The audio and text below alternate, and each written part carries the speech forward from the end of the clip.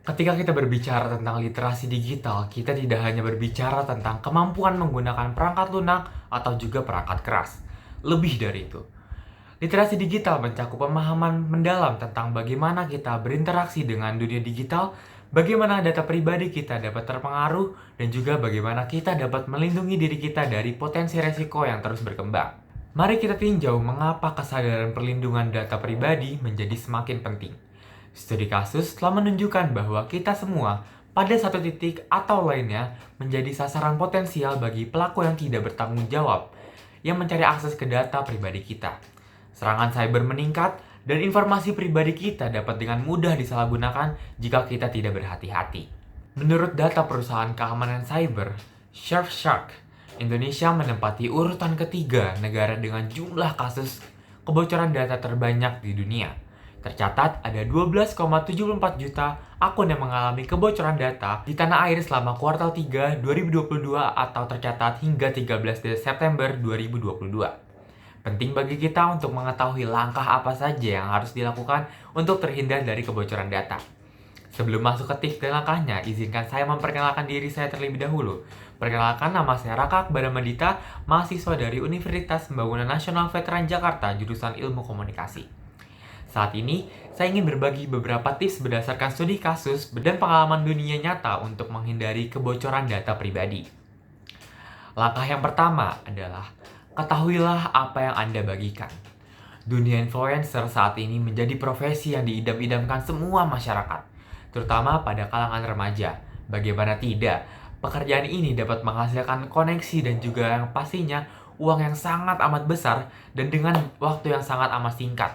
Namun, tanpa disadari, pekerjaan ini pula sangat amat beresiko untuk dijalankan. Karena secara tidak langsung kita membagikan semua data pribadi kita. Perlu diingat, sebelum membagikan informasi pribadi di platform digital, kita sangat perlu memahami konsekuensi yang dihasilkan. Studi kasus menunjukkan bahwa data yang tampaknya sepele seperti lokasi, nomor telepon, nama, atau orang tua, aktivitas harian dapat digunakan untuk menyusun profil yang sangat rinci tentang kita dan mempermudah penjahat untuk menjalankan aksinya. Maka dari itu, berhati-hatilah ketika membagikan suatu di media sosial. Langkah yang kedua adalah gunakanlah kata sandi yang kuat dan juga berbeda. Dari berbagai studi kasus keamanan cyber, dapat disimpulkan bahwa penggunaan kata sandi yang lemah adalah pintu masuk utama bagi peretas. Selalu gunakan kata sandi yang kuat dan berbeda untuk setiap akun Anda. Hindarilah penggunaan tanggal lahir sebagai PIN untuk akun-akun penting seperti email, akun bank, dan juga akun kantor.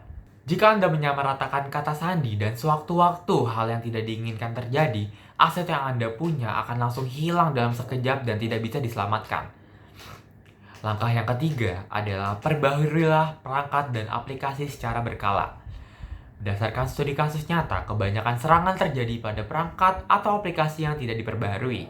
Pastikan untuk secara teratur memeriksa perbaharuan perangkat lunak untuk memitigasi resiko keamanan. Hal ini merupakan hal yang sepele namun sangat berdampak untuk kelangsungan keamanan perangkat digital Anda. Karena aplikasi yang tidak diperbaharui, keamanannya juga tidak terbarukan sehingga peretas yang sudah ahli dapat mudah mengakses data melalui aplikasi tersebut. Langkah yang keempat adalah edukasi digital.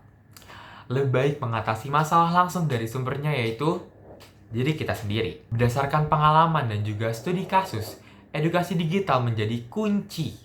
Berbagi pengetahuan tentang resiko dan praktik terbaik dapat meningkatkan literasi digital di komunitas kita. Workshop dan juga program edukasi dapat membantu masyarakat memahami cara terbaik untuk melindungi diri kita secara online.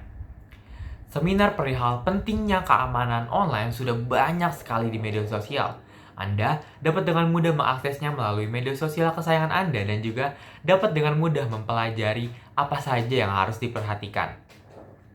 Dan poin yang terakhir yang dapat saya sampaikan adalah aktifkan fitur keamanan tambahan.